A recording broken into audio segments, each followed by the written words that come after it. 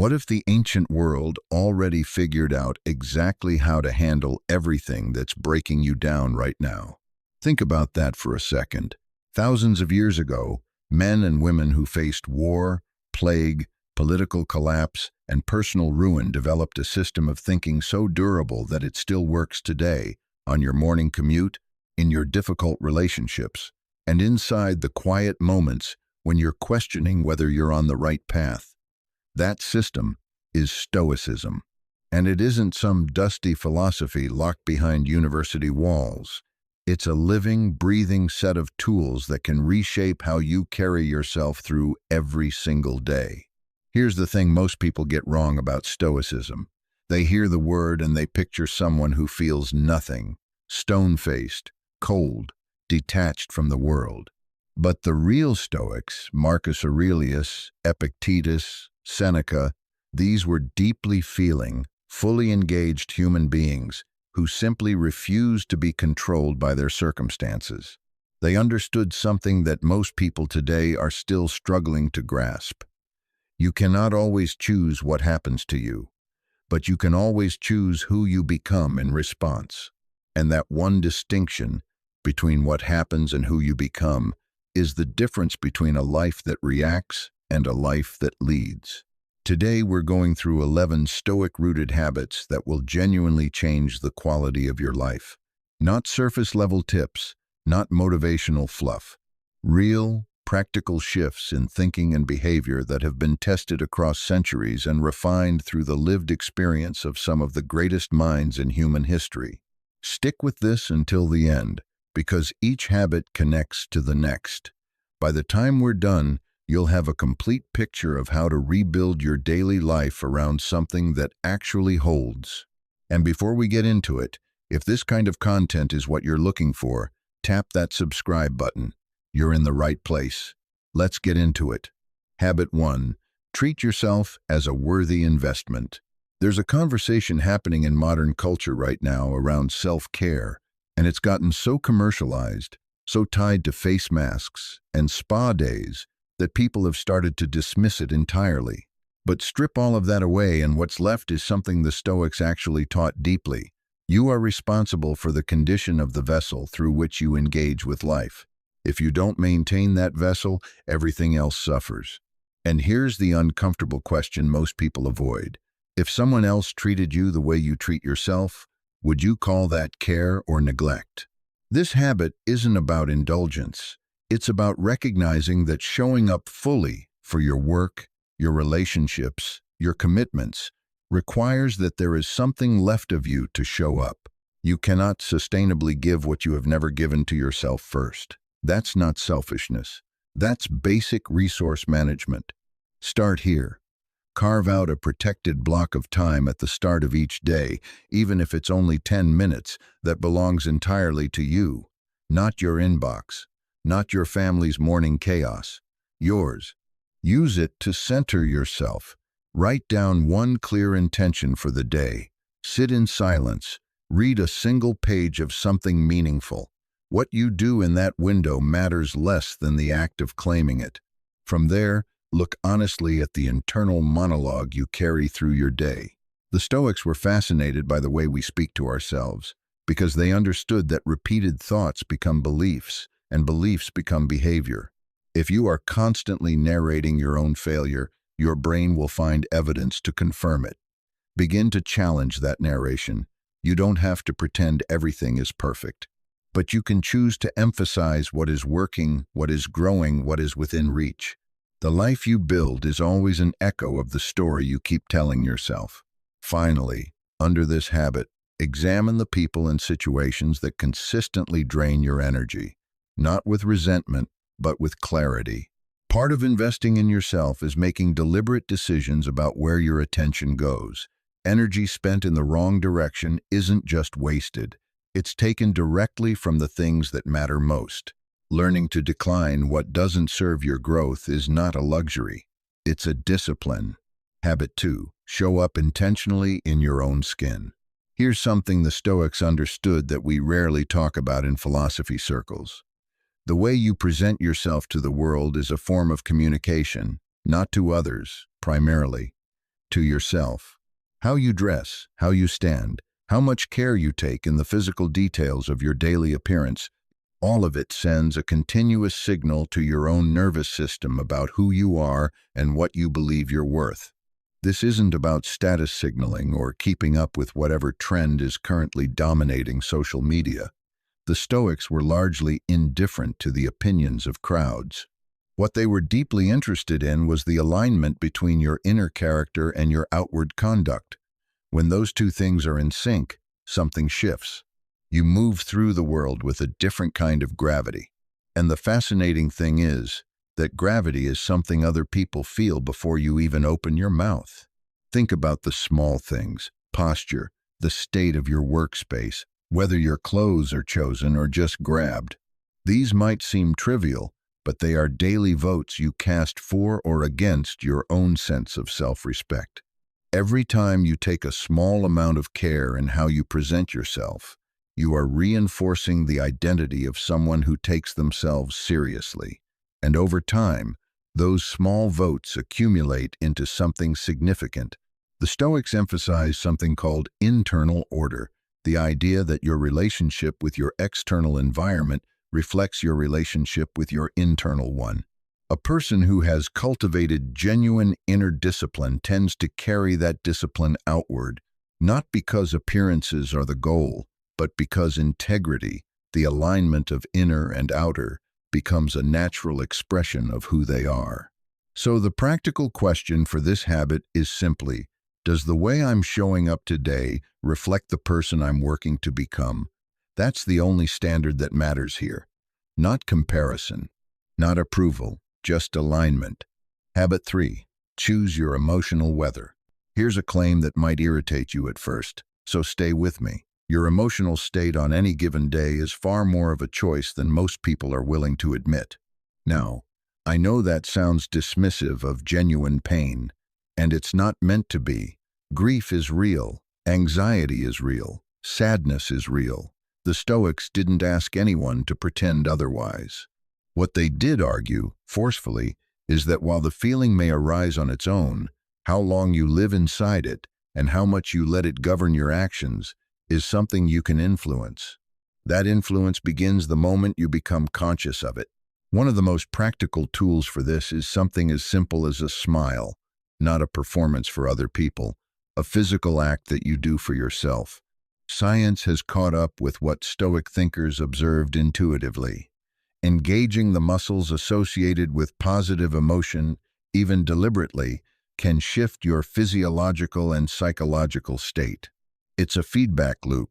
Your brain watches your body for cues about how to feel, and when you choose a posture of lightness, even briefly, you change what your brain is working with. You don't wait for a reason to be steady. You choose steadiness and let the reasons follow. This habit is also about how you greet the beginning of each day.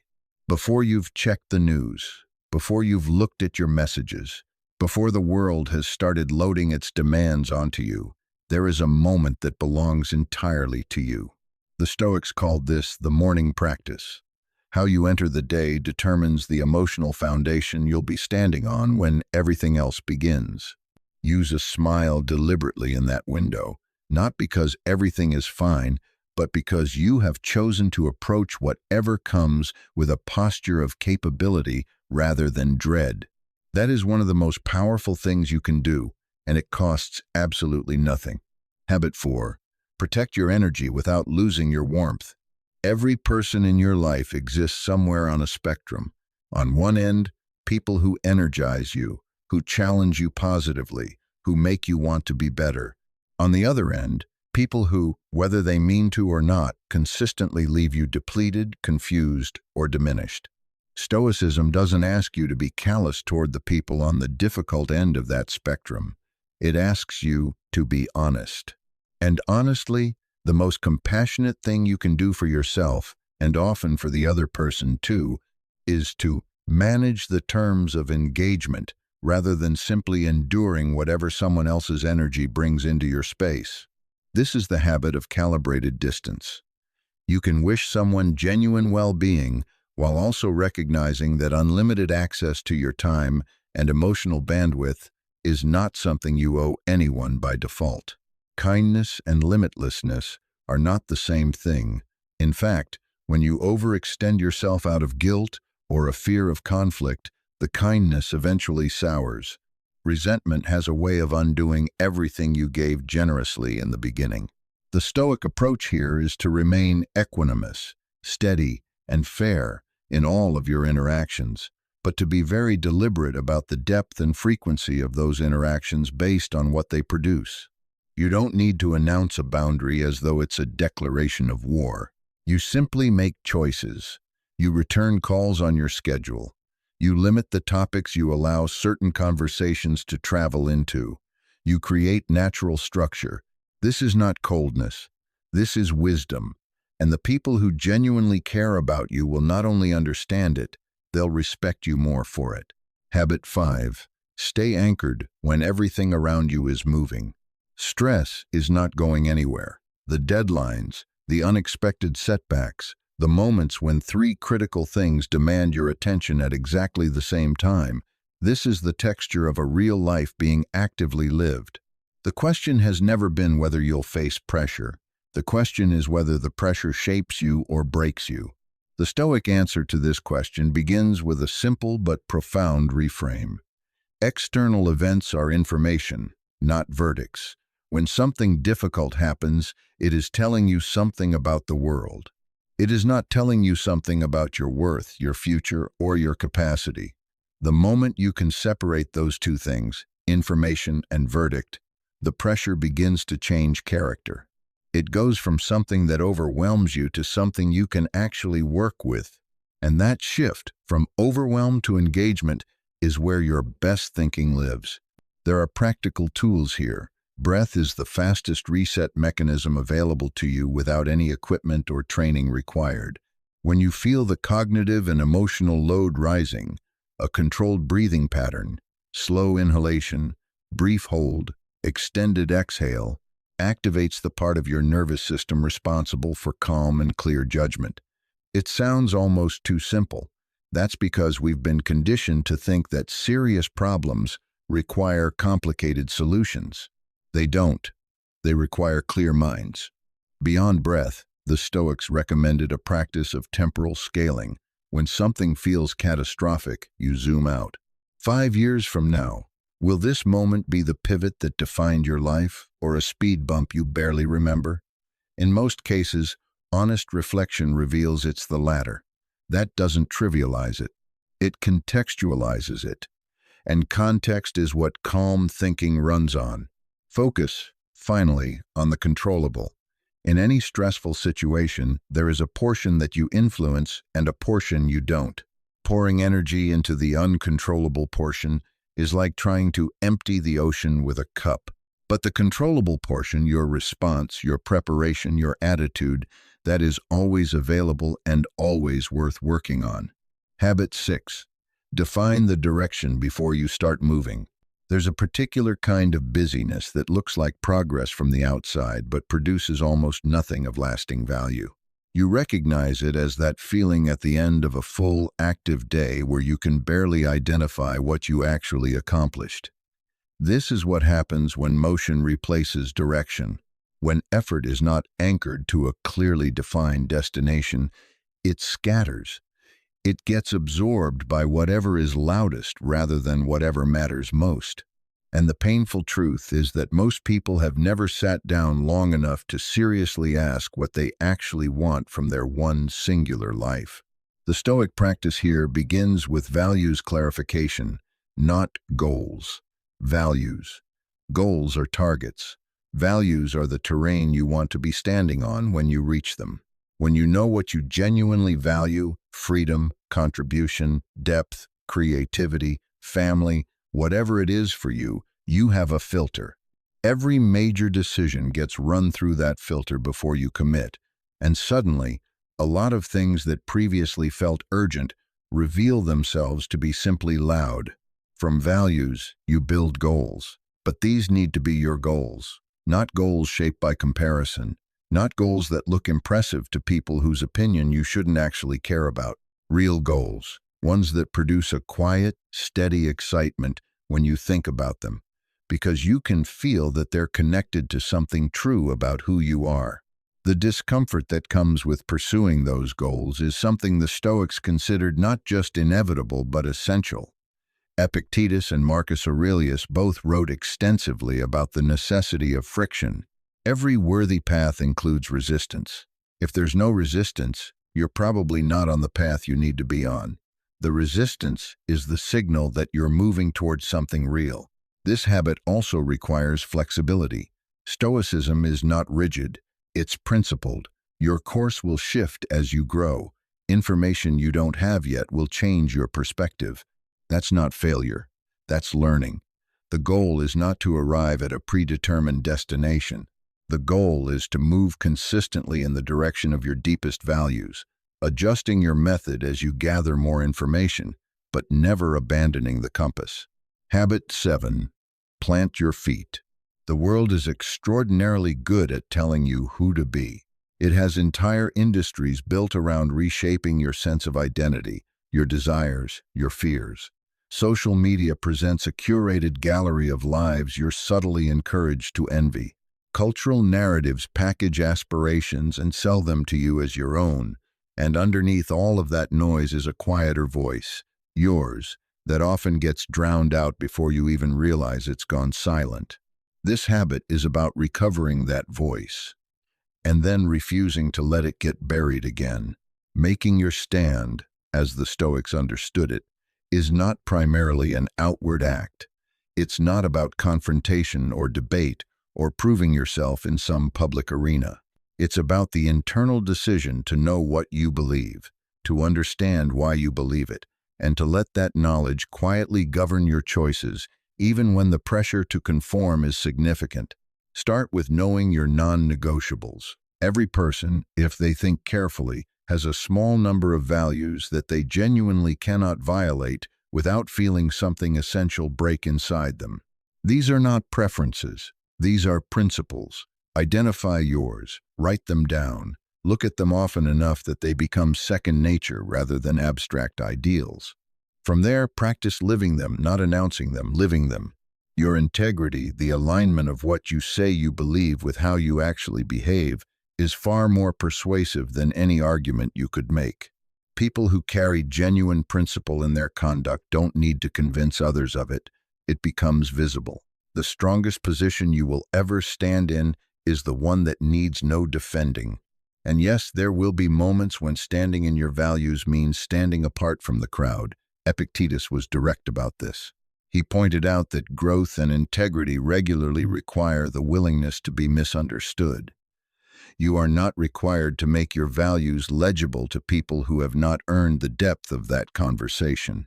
What you are required to do is remain true to them, regardless of who understands or approves. Habit 8. Keep your perspective light where you can. Stoicism has an image problem. People associate it with a kind of grim, teeth-clenched endurance. And that's a shame because some of the Stoic writers, Seneca in particular, were genuinely funny, sharp, self-deprecating, capable of finding the absurdity in things without losing the seriousness underneath.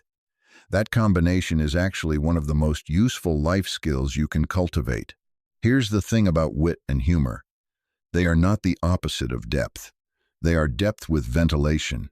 A mind that can find something lightworthy in a difficult situation isn't a mind that's dismissing the difficulty. It's a mind that's retaining perspective. When everything is treated with the same gravity, when every inconvenience carries the same emotional weight as a genuine crisis, the system overloads. Humor is how you discharge pressure that doesn't actually require a full response. The capacity to laugh at yourself is particularly useful. When you can observe your own errors, your own irrational fears, your own small hypocrisies, and respond with amusement rather than shame or defensiveness, you signal something important to yourself, that you are not so fragile, not so invested in a particular self-image that you can't afford honesty. That's a form of psychological freedom. Seneca wrote that a person who can laugh at themselves will never run short of material. That's not a joke. That's a map to a certain kind of lightness that doesn't require everything to be going right in order to exist. This habit also has a social dimension. Knowing when a moment of levity can reduce tension, when a light touch can open a door that seriousness was keeping closed, that's a form of emotional intelligence the Stoics valued. Not every situation requires your most serious face. Not every problem needs to be approached as though the outcome determines your entire legacy. Let your wit breathe. It will keep you, and the people around you, far more resilient. Habit 9. Extend real respect to everyone you encounter. Marcus Aurelius governed an empire. He was, by any measure, one of the most powerful people who had ever lived. And yet his private journals, which he never intended for publication, are filled with reminders to himself to treat every person he encountered with genuine respect and consideration, not because they had earned a particular status, because they were human, and that was enough. That's not sentiment, that's philosophy, and it's one of the most counterintuitive lessons Stoicism offers. We live in a world that has become extremely good at stratifying people, by accomplishment, by visibility, by follower count, by the brand visible on their clothing. The Stoics thought this was mostly noise. They believed that the rational faculty, the capacity to think, to choose, to grow, existed in every human being regardless of station, and that capacity deserved to be met with a baseline of respect. Full stop. Respect, in practice, is less grand than it sounds. It shows up in whether you actually listen when someone is speaking to you, or whether you're just waiting for your opportunity to talk.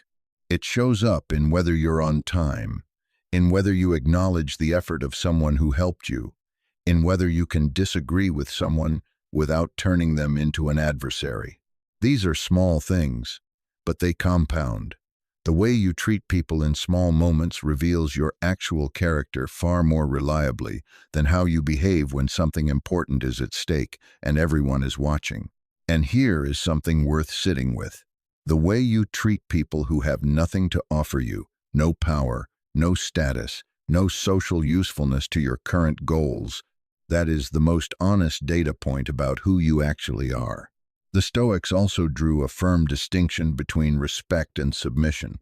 Treating someone with dignity does not mean agreeing with everything they say or tolerating everything they do. You can hold your ground firmly while still engaging with genuine courtesy. Disagreement delivered with respect is actually far more effective than disagreement delivered with contempt, because the former leaves the other person's rational mind open and the latter closes it immediately. Habit 10. Establish the terms of your own life. There's a certain kind of exhaustion that doesn't come from working hard. It comes from constantly operating outside your own limits without ever having clearly defined where those limits are. When you haven't established clear parameters for your time, your attention, and your emotional availability, those resources don't remain unallocated. They get allocated by default, by whoever asks loudest, most frequently, or most urgently. That's not a life you're living. That's a life that's happening to you. And the terrifying thing is that this can go on for years before you realize how much of yourself you've given away without meaning to. The Stoic principle here is autarky, a form of self-sufficiency that doesn't require isolation but does require clarity. Knowing what your genuine limits are, knowing what you need in order to show up well, knowing what you will and will not accept, and then communicating that with calm directness, not as a negotiation and not as an apology. The first step is internal inventory. Where in your life are you consistently running low? Where do you feel the resentment that comes from being overcommitted? Those feelings are data. They're telling you that a boundary needs to be drawn somewhere in that vicinity. Listen to them rather than pushing through and calling the pushing strength. It isn't always strength. Sometimes it's just unexamined habit. From there, communicate. You cannot expect people to intuit your limits if you have never articulated them, and you do not need elaborate explanations. A clear, calm statement of what works for you and what doesn't is all that's required. Most people, when they receive that kind of directness, respond with far more respect than the person who was afraid to speak up ever anticipated. The hardest part is consistency. Every time you enforce your stated boundary, you reinforce it. Every time you override it out of guilt or social discomfort, you undermine it. Not just in the eyes of others, but in your own sense of what's possible. Consistency is not rigidity. It's self-respect made visible over time. And remember, the goal of establishing parameters isn't to keep the world at arm's length. It's to ensure that when you give your time, your attention, and your care, you're giving it with full presence rather than the hollow performance of someone who has nothing left. Habit 11. Ruthlessly remove what diminishes you. This final habit is perhaps the most demanding and also the most transformative, because it requires honesty that most of us would rather avoid, not about other people, about the choices we've made, the environments we've allowed, and the patterns we've maintained, often for no better reason than because they're familiar. Negative energy is not always loud. Sometimes it's very quiet. It's the slow drain of a relationship that never quite lifts you. The dull ache of a daily habit that you know isn't serving you but that you haven't gotten around to examining. The background static of a digital environment designed to keep you anxious, comparing, and scrolling. The Stoics had a concept they called the dichotomy of control. What is within your power and what is not? Applying that framework to the sources of negative energy in your life is clarifying. Some things you genuinely cannot remove. But most of the negative energy people carry is maintained by choices that could be reconsidered. Start with the most honest audit you've done in a while. Look at the last 7 days. Where did your energy go? What left you genuinely better than it found you? What left you worse? The answers to those questions are a roadmap. The things that consistently leave you worse are asking to be reduced, restructured, or removed. This includes your internal environment. The Stoics were relentless on this point.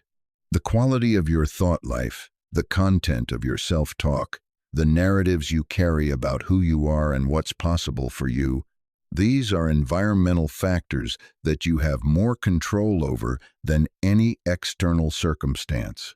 If your internal voice has developed the habit of catastrophizing, minimizing, or consistently narrating your inadequacy, that voice needs to be challenged, not suppressed, challenged, examined, corrected where it's wrong, which is often. Because here's what happens when you begin clearing out the negative. You don't just feel lighter, you think more clearly, you notice more. You have access to parts of yourself that the noise was covering. Look also at your habits, not with self-judgment, but with clean-eyed assessment. The habits that are slowly eroding your health, focus, or peace of mind aren't just bad choices in isolation. They're ongoing votes against the kind of life you say you want. The goal isn't perfection, it's consistency of direction. Remove one thing this week that you know, if you're honest, is working against you. Replace it with something aligned with who you're trying to become, and then do the same thing next week. This isn't about purging everything difficult from your life. The Stoics would have found that approach philosophically confused. Difficulty is necessary. Challenge is how you grow. What you're removing is not the hard things, but the hollow things, the things that take without giving anything in return. 11 habits, each one rooted in a philosophy that has survived war, empire, political chaos, personal grief, and the relentless churn of centuries. What the Stoics built was not a doctrine of escape. It was a practice of engagement with the world as it actually is, with yourself as you actually are, and with the gap between where you are and who you're capable of becoming. And that gap is not something to be ashamed of. It's the most useful thing about you. It means you're not finished. Here's the invitation. Don't try to implement all 11 of these today. That's not how real change happens. Pick one. The one that felt most alive to you. The one that caught your attention in a way that felt personal. Work with it this week. Actually work with it. Apply it in a moment where it costs something. And then notice what shifts. The Stoics were not people who read about change. They were people who practiced it daily, imperfectly, persistently. That practice is available to you right now. It was always available to you. The only question is whether today is the day you actually start. Stoicism doesn't promise you a life without storms. It builds you into someone who doesn't need the storm to stop in order to move. If this video gave you something useful, take 2 seconds and give it a like. It helps Stoic Site reach the people who are ready for this kind of content. And if you want to go deeper, the next video is already waiting for you. The journey doesn't have to pause here. We'll see you there.